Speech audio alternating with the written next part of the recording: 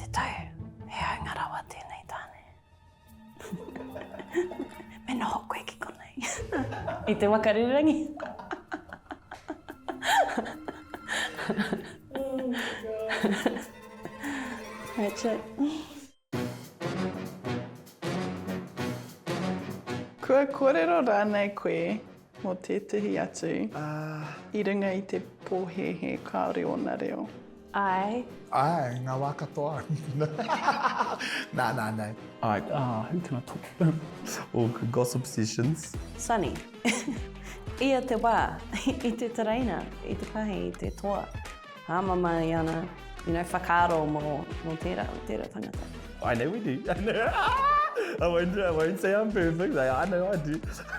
But yeah, man, after tino I te rumo, man, maybe have like a little test you could do, like a just like a random ass tūtira and see if anybody else goes maingā iwi, and then you'll know. Oh yeah. Okay, not to talk around that part. Kua kōrero pērā tētahi mōu. Ka, engari. I ngā toa fish and chips. Ka tino a wanga au, kei te kōrero rātou mōku. Ētahi hui, mea kāreo e paku whakaiki ki ngā kōroa, ētahi tāngata, I'm like, kāreo pai kia hae, like, oh no, rawe e tō kōrero, bro. Nah, it's so bad. Yeah, more he ahua fake tēnā. Bāri there. Have you ever been snapped gossiping in te Māori? Kao. Secret Steve's over here. I'm a Slytherin. Mo te kōrero I te reo hari I Aotearoa nei, it's not safe e te whānau. I ēnei rā, kai te kōrero Māori te haina mana, te ine ana. E hara I te mea, he toko I te noiho te hunga reo Māori I ēnei rānei. Tēnei tangata Pākehā, and I kite ai tōku moko ko tāna, rau e tō mātaora iho.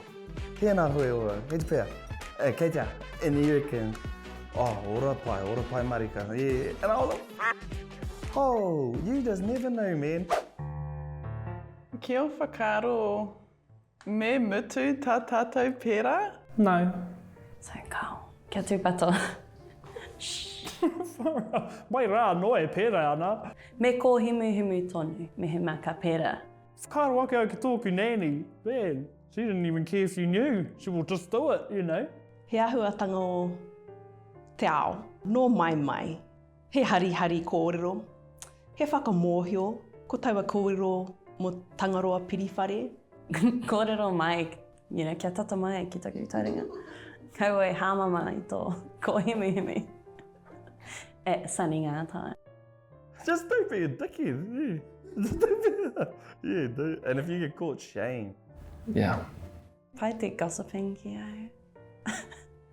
Hare te mea I kahana ki te gossip. Engari, I ona wā, I don't know, he wairua whakatoi, and I think it bonds people.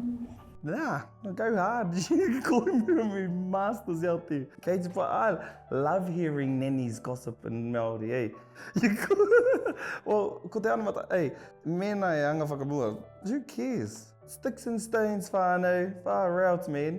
He reo pāreka, he reo o Paki. Sometimes my friends filter me for me, you know? So e pai tērā momo wānanga, e hara I te mea he hari kōrero, actually he wete whakaaro. We'll classify it like that, okay? E tahi wā e hara I te mea he hari kōrero, he wete whakaaro noiho. I'll leave it like that, actually. That's a good way to justify it.